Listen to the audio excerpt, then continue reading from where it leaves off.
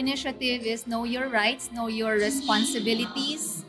Dahil pagka alam natin ang karapatan natin bilang data subjects, alam natin na protektahan ang ating mga personal information.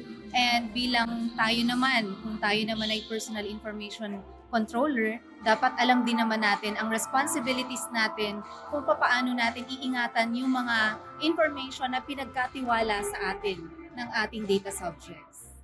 Very overwhelming, sobrang saya po. Salamat sa Diyos dahil nagkaroon po kami ng pagkakataon na mai-share po yung mga best practices ng institution namin.